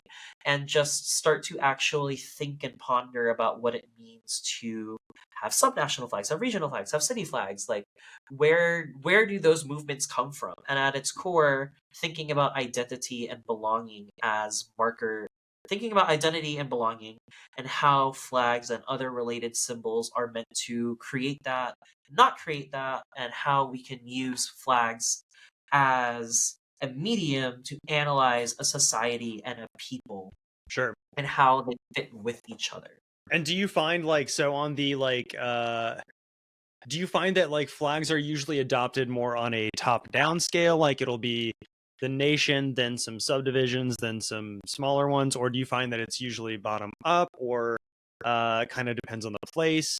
And yeah, I guess like, go ahead and answer that, but like kind of wrapped into that, I want to know about like identity, obviously, which is the main theme of what we're talking about. Like, do people identify more with the smaller ones or the bigger ones? I guess is a lazy way to put it. But. Yeah. I would say, like, to sort of answer the first question, it's almost always top bottom from what I've seen. Yeah, that's what I thought. The only exception to some extent is Western Europe, actually, that has a much longer history of smaller rule and right, that fiefdoms and counties like Comte also and heraldry. Like all of heraldry is in a lot of ways the precursor to flags, which places with heraldic. Yeah, okay, that tracks for sure. But like when it comes to at least the places that I'm just personally more interested in, other locales in the world that for the most part, if we're talking about anywhere that's not Europe, like marked by the remnants of colonialism and imperialism, like the processes that they undertake to create their symbols, it is very much a top-down process because they're well, with some exceptions, it is very much a top-down process because one thing we unpack a lot in the class is privilege, and privilege to be able to design and disseminate design. We talk about a concept across classes called print capitalism, which is also embedded into other conversations from this one theorist. I don't know if you've heard of him, but Benedict Anderson. He's like the guy who developed the concept of the nation, imagined communities. We talk about him a lot because I've heard people say that I'm an Anderson file, which I really hate. But he set a lot of the foundational discussion on what it means to belong politically in a nation, and that's a big thing that we pack in the beginning. Yeah, and then thinking about how places that are marked by colonialism and imperialism and how they set those processes. A big thing that is a part of that study is unpacking how it is the elite and how it is people who have the privilege to disseminate symbols that actually create the symbols we know today. Like, for example, I'm just going to pick some place like in Latin America, in say like rural modern day Colombia, they may have been symbols that represented people back then, post independence from Spain. Yeah. But to modern day, we have very little to no record of that. And if there's any revival of that, we to this day wouldn't really know unless you really looked into like archives or it somehow got saved. The things that we know about in history today, there's a bit of like historiography to this, is like what we know today is specifically what got preserved by the elites that in turn became government of those places. And I think recognizing that as a part of the process of why potentially some of the symbols that we have today are the way that they are, I think is a very important thing. We talk about in the class the tools of the state and how the state is a primary actor. State is in like a government, not subdivision. How the state is an actor that controls a particular agenda, and they will disseminate the symbols that is in line with that agenda. And depending on the level of authoritarian that state possesses, will try to eliminate divergent methods of expression. And like that kind of just covers like all of like China and like all of like a lot I was gonna say, I don't think we have anything else to talk about. That pretty much covers it. Like but that's kind of the reality that is pretty consistent across like Africa post-colonialism, and South America post-colonialism, Central America, and Southeast Asia, and a lot of other places, even the Philippines to some extent. Like, I don't want to get into it too much because I know that I kind of have a bias to it, but like most colonial or post-colonial flags were designed during a time in which their biggest desire was to create something that was representative, but also something that would allow for legitimacy on the international stage, going back to that point from earlier. And so like unpacking a lot of those things with students is really sort of my goal, because I have in my own ways developed this opinion on what is important for understanding the reality of flags in the 21st century and unpacking that history and unpacking what those processes can and have looked like. I don't know if that's answering the second question though. What was the second question? I mean, no, it's fine. I like to do this thing where I ask two questions at once that are, somewhat related, but not entirely. I guess the second question was basically like you kind of did. You at least touched on it, but like local pride. How much local pride can one really have when in this top-down method like that we're talking of? I guess like maybe wrapped up into that. Maybe let me ask it in a better way. So we're talking about flags that are top down. You answered that part for sure. When it does go top down, do you find that like, I don't have like a better way to put it, but like, do you find that like the symbols, ideas from the top kind of like disseminate down into the lower levels, or do you find that it's not so much that I can't think of like an example to put against that, but do you find that it kind of like bleeds into everything lower level or not? I would say it depends on the extent to which that was a decision, something they actually wanted to do. Let's put it that way. Intentional 'Cause that's goal not- kind of, yeah. okay. Yeah, because like Yeah. for example, from what I have seen, again, like kind of being in this space for a bit and having looked at other places, like when it is really a decision of the people, very rarely are they intentionally trying to emulate their national body because they Okay. already have that, right? And so they are trying to, again, you kind of have to look back and think, well, why are they making this symbol? Like unpack that for a little bit, like is there some sort of impetus as to why they're wanting to create this? In the And first generally place, like, speaking, yeah. and like generally speaking, with some exceptions, like the reason that they're creating a separate symbol is because they want to be able to have an identity that is more closer to them, and it's not in opposition usually to the place that they find themselves under, but it is more of a, well, we want to be able to have something for ourselves. Yeah. And so maybe we'll find ways to nod to the power or the larger government that we find ourselves under, but Yeah. like what's the point of having what's the point of having a symbol that is kind of what we came from? Yeah. I mean, Liberia is a bit of an exception. was- That's just one that I think on the top of my head because No, we were yeah. mentioning it. They I have mean, it I in was the even corner, gonna say right? like the flag you brought up like in the very first segment, like the one that looks pretty much like the French flag with like a little bit wider white stripe in the middle, but like it looks way more like the French flag than it looks like, I mean, you would expect maybe a US or Spanish looking flag if you were talking like Philippine island, like, I mean, depending, but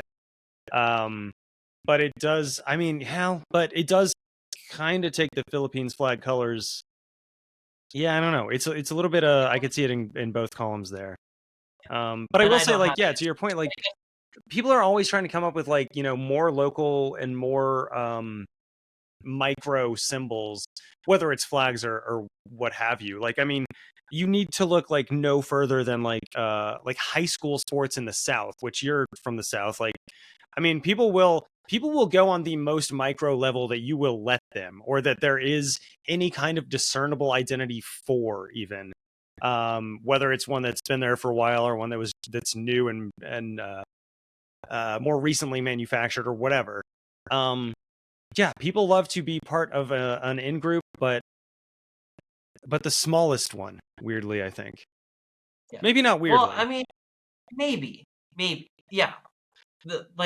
I push back in the way that I do as an instructor of a class and be like, like there's always exceptions, Oh, sure. especially in this case. I mean, America, and you're going to see more American flags than anything, but yeah. yeah. Well, yeah. I know, like, so okay, before you get like, I will say, like, so for me in East Tennessee here, right? Like, people here in East Tennessee, like, I grew up in Knoxville. I live in Chattanooga now, but whatever. People would say like, I first and foremost, I'm a Knoxvillian. Secondly, I'm an East Tennessean. Thirdly, I'm a Tennessean. Fourthly, I'm a Southerner. Fifthly, I'm an American. But realistically, when they're waving a flag, it's the American one. So it's this like, they like to be part of the smaller group, but they also like to like, I don't know. I think my point may have run away from me, but No, I I think I hear you, and it's interesting because it may bleed into like some conversation we'll have later about immigration. But I will say, like my pushback to sort of this concentricity, right, of identity, where it's like the most priority is like the most local, is it really is dependent on the circumstances in which you are Yeah, that's in. fair. You know, like for example, here at Duke, I would say that like you rarely when you're in the bubble that is Duke, you will not really identify as a Duke student because like everyone around you is a Duke student. But in some ways that might be the most concentric that you could Right. get. No, but I get what you're saying and where you're going with that. Yeah. But if I could put it maybe in a different way, it's like when people ask me here at Duke, like where I'm from, and I don't want to be the smart aleck that's like, oh, well, that's like a really complicated question. Like I'll usually say Eastern North Carolina. Yeah. Which feels, in some ways, it kind of supports what you're trying to say, but like I don't say like North Carolina.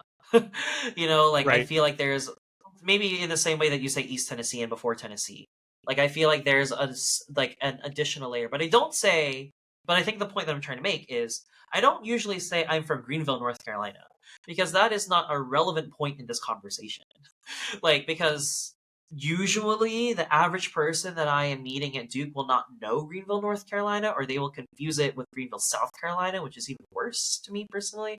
And so like that's like a separate sort of aside in some ways, but like it feels to me that the identity and sort of the culture that I come and lived around before coming to Duke was Eastern North Carolina, not necessarily Greenville.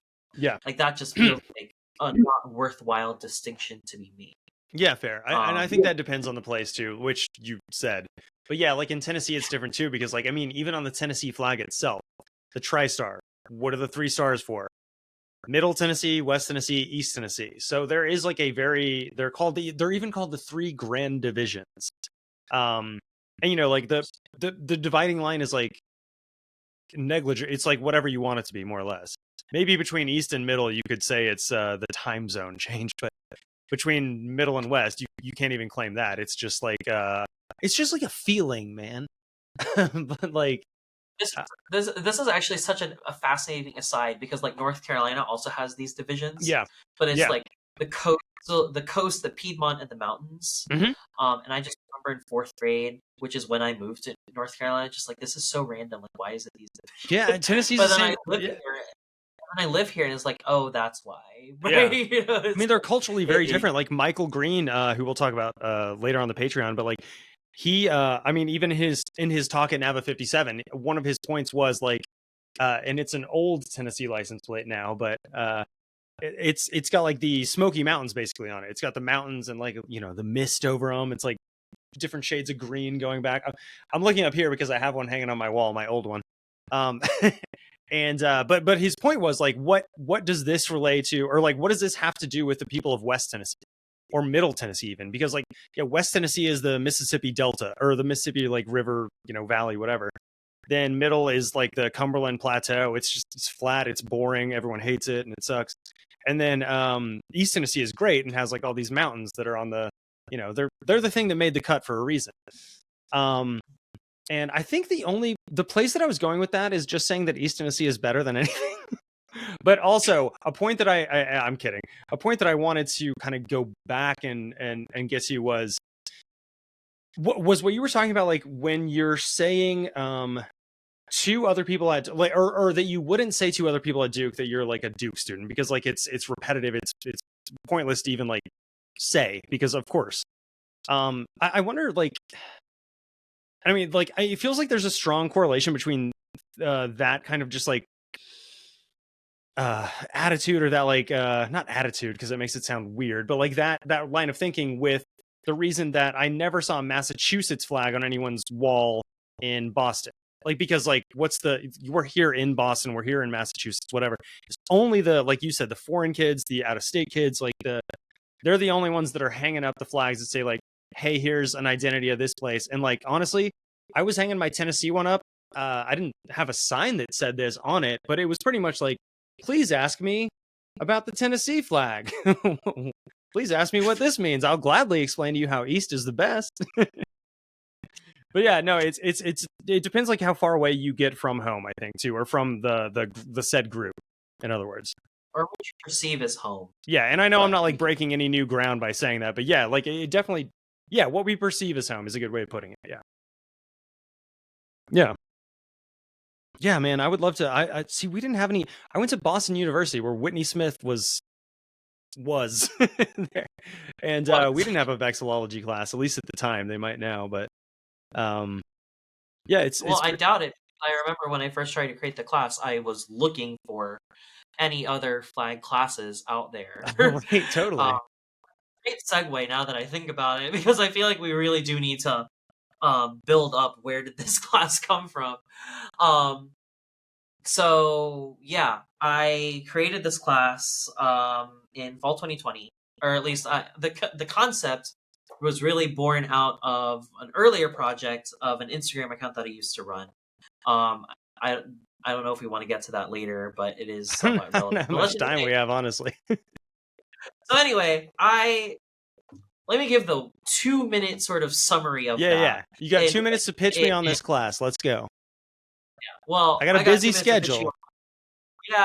I can only sign up for so many things. So what's your class got to offer? So many things. Yeah. So the inspiration for the class, to some extent, was that prior to me becoming a student at Duke, I used to run an Instagram account called Flags of the Globe, which it's very possible that listeners followed that Instagram when it was active, which for me is so wild, because like never did I conceptualize when I first started that I would actually have followers in the wild who I didn't meet in person, you know? But anyway, so I started that Instagram account, and it was really born out of a US history project in which we had to do a project that was not a PowerPoint or a paper. And I was like, let me make an Instagram account. I've always been somewhat interested in flags. I was inspired prior to that by the TED Talk that everyone in Vexillology knows about city flags and Roman Mars, to create a argumentative paper about why the city of Greenville, North Carolina should adopt a better city flag, because the one that we have is just a seal on bedsheet. Anyway, that influenced me to create Flags of the Globe, which was an Instagram that I created to document U.S. city flags, and then from there document other flags. And by other, it kind of became a rule that it was any flag that was not a country flag, because I felt like there was already a lot of people out there kind of looking at and searching on the Instagrams. People are already covering country market flags. saturation. Market saturation. So I like to think that I kind of created a brand around researching flags, but also giving a narrative around it for those that wanted to know more, and providing contextual photos. And so that became like a passion project for me. And if I'm being honest, like it meant a lot more to me when COVID started, because that was really honestly something that kept me going, not in like a morbid way, but just like like this is the way that I'm tracking my days when it feels like nothing is really going well or changing. Like this is something to invest time into. And so like I kept it running. I at some point, it was originally Flags of the US, and then I transitioned in 2020, back when 2020 had a better a better intonation, to Flags of the Globe in January 1st, 2020. And then COVID happened, but I kept going. I was accepted to and committed to Duke University, and then I came here and kept it going. I actually kept the Instagram account running all of my freshman year, but then started taking classes, particularly ones related to immigration and citizenship. And I took this one particular class with this professor, Jessica Namical, and every time we had like a forum post, I don't know if you had these, but like where you had, maybe you did, I really don't know, where like you would like, the instructor would like put like a forum question, and then everyone would have to answer it and like comment on each other's posts about like the content.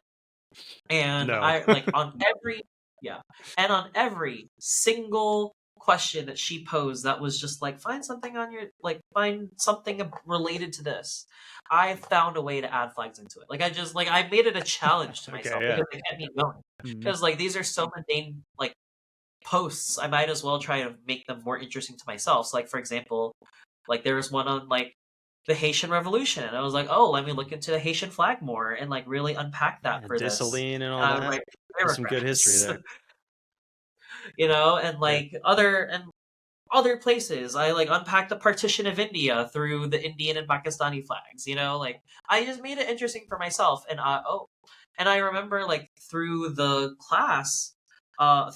class, like really being able to explore that. And I had a meeting with that professor during the class because she like organized like everyone needs to once. It's like, can't help but notice that you keep on talking about flags. And I'm like, yeah, I find it really interesting. It kind of keeps me going. And I also run this Instagram account on flags and this and that. And I don't know, we got to talking, and I don't remember if it was her, but it was around the time of having that conversation with her that I became aware of a thing at Duke called house courses. And house courses are unique courses here specifically at Duke that are taught for undergraduate students that can be taught by other undergraduate students. And it's, from what I can tell, a pretty unique concept, and is meant to like bridge what is perceived as a gap between the content that is taught in classes and maybe what is more interesting for students, and theoretically is assessed by our College of Arts and Sciences to kind of like have a gauge on maybe what are the things that students are really interested in that could be converted one day or asked to be converted to a real class that is taught by it's a brilliant idea. Plus it gives you like instructing experience, and like it's like a win-win-win kind of thing. So like for example, this is a bit of a divergence, but I think it's worthwhile to add. One of the first house courses at Duke was an Asian American Studies, like Intro to Asian American Studies, back when that was a revolutionary concept. Sure, I suppose. And now we have an Asian American Studies department. We have a minor, and people can actually take classes. I am currently taking classes in that department. And it was in a lot of ways here, specifically at Duke, born out of students organizing to create this house course, and then in turn, other people taking it on, realizing this is a thing, this is something people should be looking into. And so that wasn't really what I was thinking when I was looking for myself to create. It's more of a retroactive thing, but at the time I was just like, oh, like, well, this is a thing that I can take on. I would be really interested to try and do something. And like, as I was reflecting on the Flags of the Globe Instagram, I was really thinking to myself, like, I've amassed all this content, I really put it online, and yes, people look at it and like it, but like, it's kind of like a self-fulfilling sort of thing, right? It's like the people who want to be learning about it and are already engaged with this content, / my friends that I forced to follow this Instagram. Like there are people who are learning about this, but like I would like if there was some way, similar to how classes are able to expose people to new topics, like that this could be encapsulated in some way and put in a format that people could learn. And like me not just feel like I have this breadth of knowledge that is just going to stay with me. And only people who make the effort to find the Instagram account and actually write something would learn. And so in fall of 2020, at some point, I started talking to this professor, because you need a faculty sponsor. You can't just like write this by yourself. Yeah. You need a faculty sponsor. And I asked her, like, would you support me in this, essentially? And she said yes. And I credit her very much as being the first person to really see something in this, even honestly before I did. Because like, well, I was like, what am I doing? Like, I am literally a freshman. Like, what am I doing trying to create a class? And that was like a pretty big jump, I think, in my time at Duke. Is like, oh, like, am I a freshman? Yes. Do I think I can create a full class on this thing that I've written Instagram posts about before? Absolutely. And so my winter of 2020, I just remember like doing my darndest to just create a syllabus, like basic scaffolding, and then finding articles. Like that took up my entire winter. And that was also when I first started getting connected to people at NAVA, not just through like being aware of who they are, but like I think it was Scott Mainwaring. I don't think he was at NAVA 57, but Scott Mainwaring reached out to me on the Instagram years ago. Well, now it's years ago, but like when the Instagram was kind of coming up, and I remember wanting to like know more about me, and I never replied because I was like, I have no interest in this. But then I was like, wait, you might be helpful to me. because you might be able to know other people who have an idea about what I could do with this. And so I'm realizing the first time I've actually talked about this, because I don't think I actually talked to people about what happened from this. But anyway, Scott connected me to Nava, and by extension the one and only Ted K, and other people that were at the time Nava leadership. And I remember getting a Zoom meeting organized in winter of 2020 to workshop with people from Nava like what this class could be. And all I remember for me personally is not walking, because not walking anywhere, but like exiting that Zoom and being like, I don't think I learned anything from this meeting. Like it was like it felt very like they had their idea about what this could be, about this. It felt very much like they thought this was going to be an encyclopedic knowledge type class.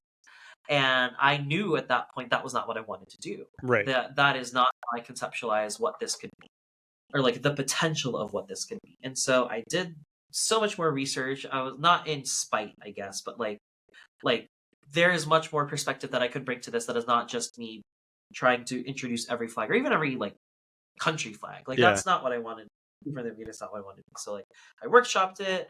I worked with the instructor or the faculty that I mentioned, Dr. Nawakal, and like just trying to figure out like, okay, like what is a class on this?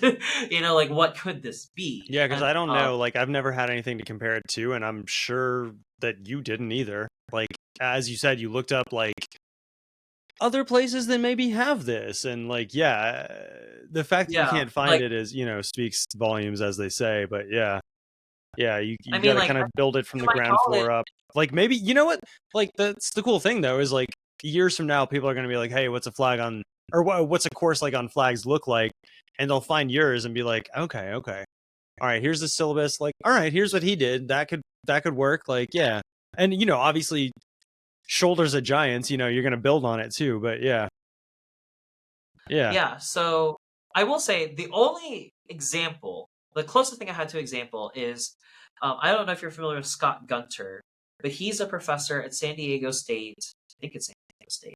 He was big in the world of flags and vexillology. He has articles in the Raven, and I think was president of NAVA at one point, until there was a falling out. I don't know if you know about this, but I've heard falling out. I don't care to. It's whatever.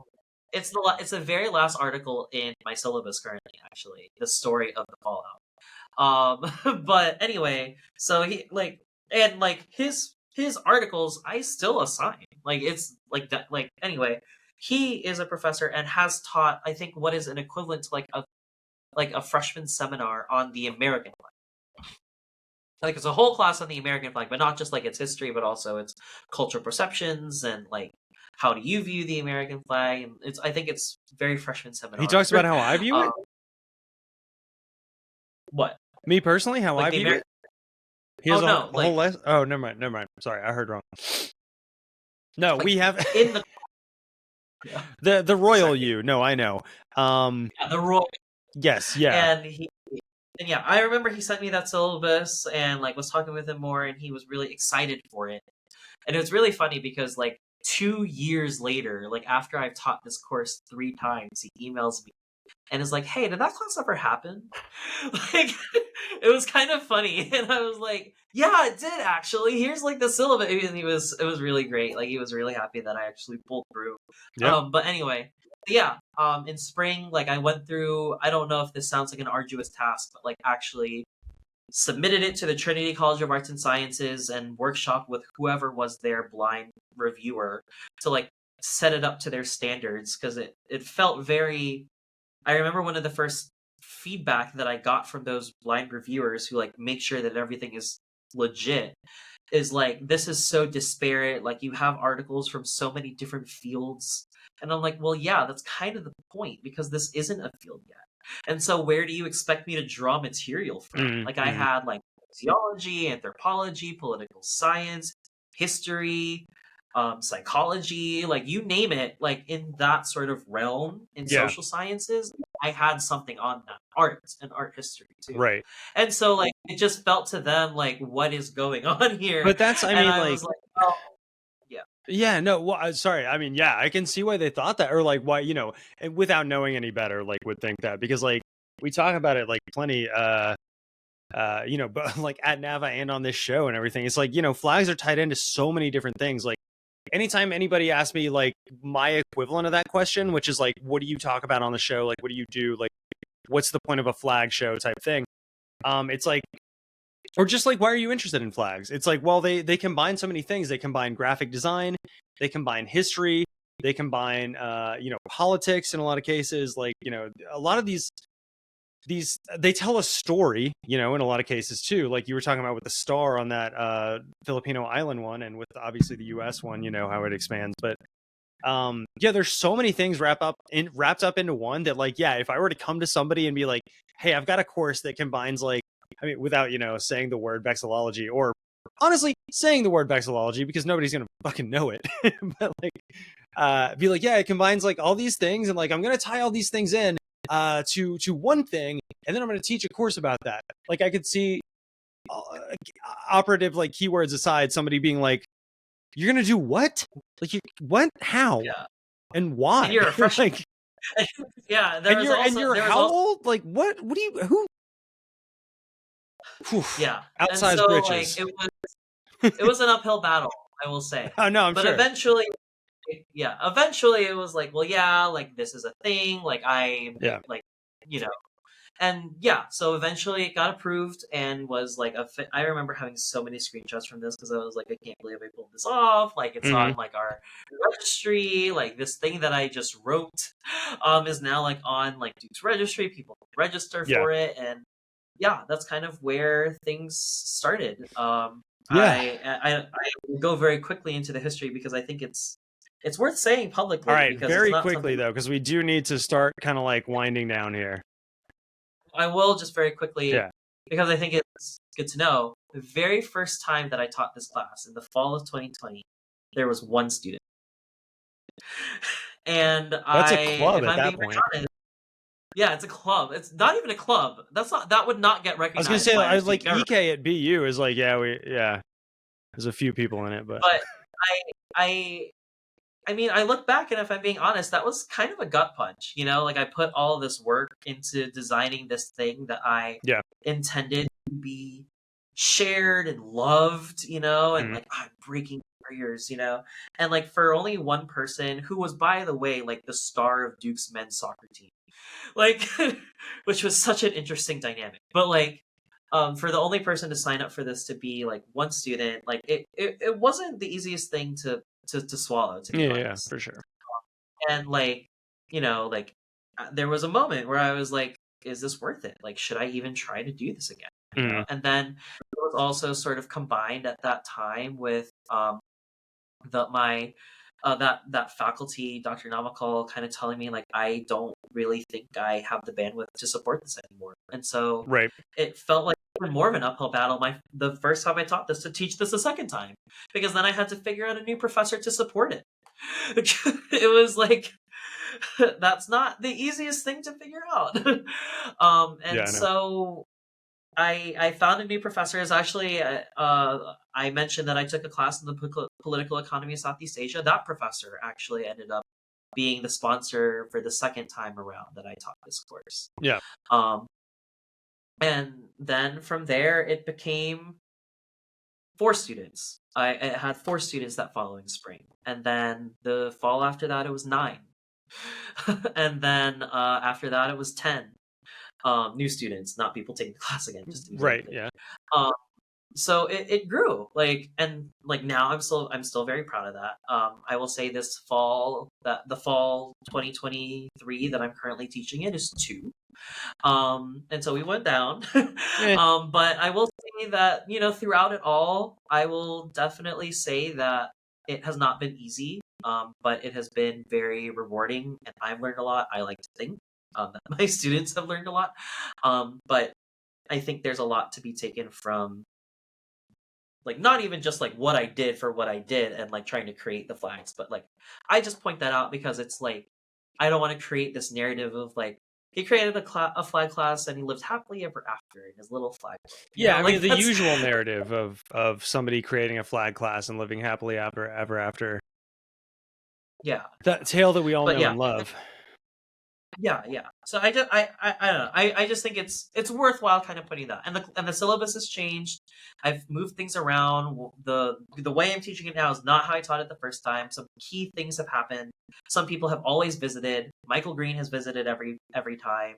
Ted K has visited every time, but other ones have like moved based off of availability, but also just vibes. Yeah. And also new people into the university. So Yeah, fair.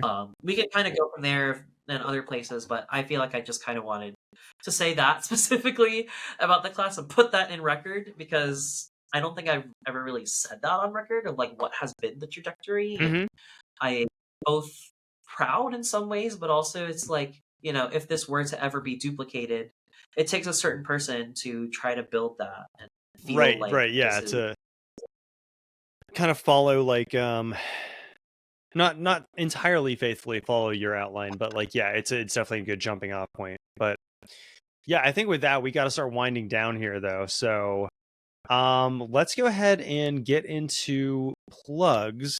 So I know you've got we did a few up top, but yeah, where can people find the Instagram account? Like really any good ways to find and follow you? What are they? So the Instagram account that I mentioned at Flags of the Globe is still active. I mean, let me put that differently. The Flags of the Globe Instagram is still in existence. Okay. And you can still look at it. It feels very much right now like an archive. That's something I didn't mention, that I stopped actively posting to that account when I started teaching the class because I really knew my bandwidth at that time, and I'm very proud of myself for that. I will likely start that account back up again when I graduate Duke, which is something that I actually have not really told people. But I feel like I still want to be connected, and a lot has changed since I started teaching the class of where places that didn't have flags before now have flags, and flags getting changed, you know? So maybe one day, if you're listening to this in the not too far future in 2024, you may be able to get me on the DMs of Flags of the Globe. There are DMs there now that I just haven't read because I'm just not on there, to be completely honest. I mean, I have a personal Instagram that is not linked in any way to Flags of the Globe now that I mention it, but it's my name. I have an email that if you wanted to really get in touch with me, you could. But yeah, I wouldn't say that I have like a presence or necessarily even a desire to be followed in the way that other people would when you get plugged at the end of a show. It's also something I've actually great. I'll cut all about this myself. Then. Yeah, absolutely. No, I'm kidding. But yeah, I'll just kind of say, like, as more of a plug, it's like, think about how you could make a class on flags. Yeah, no, I mean, yeah. And something of interest to you, like, definitely I am more than willing to talk about what that's looked like or how you could change it up. For sure, yeah. I will link or send to you, or I already did send to you, but the syllabus for the class and other relevant materials. I was gonna say, do I have permission to put that in the show notes? Yes. Okay, yes. cool. I will probably. You heard it here first. Just like as a quick aside, I think I might send you a revised version. I don't remember. Did I send you? I don't remember. If you do, I'll revise the show notes. I don't know if it doesn't matter. I will be clear to you after this what I am sending you. But I will definitely be sending you a syllabus, and it's in a lot of ways a living document. So yeah, for sure. Okay. So yeah, go and check out all those things, including like a few of Elijah's plugs are going to be in the show notes expressly. So definitely go look in there for those. In addition to seeing all the pictures and all the fun stuff that we've talked about today. But yeah, you guys know where to find and follow us. Hopefully, if you've made it this far, I assume you do. Anywhere with an @sign, we are at flagged for the number, the digit for content. And other than that, I think that pretty much leads us out of here. Other than, I don't know how to actually lead us out of here because I don't have my notes on me. And this, I feel like this happens all the time, man. But is there any way you could like get us out of this thing? Yeah. let me think. I know that here at Duke, one thing that we do to end a lot of things, like sports games and graduation, is specifically a song, a little known song. I don't know if you know her or ever heard by Cascada, called "Every Time We Touch." And I think the way I want to end is by, in my professor voice or my professional voice, just kind of lead us out through some spoken word. Yeah, by I was gonna say I Cascada. can't get the rights, but if you want to, say it and I'll mime it. Yeah. Okay, cool. I think that would be great. Cool. Because every time we touch, I get this feeling. And every time we kiss, I swear I could fly. Can't you feel my heart beat fast? I want this to last. Need you by my side.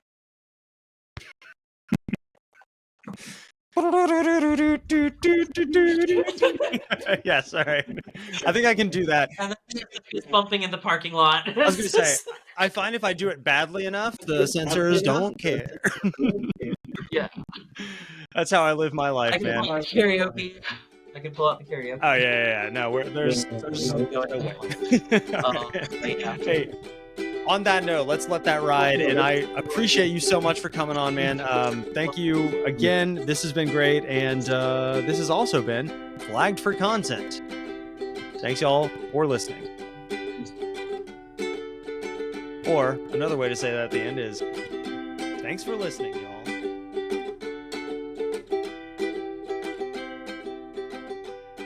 Flagged for Content is a Flags for Good podcast. Go to flagsforgood.com for more info.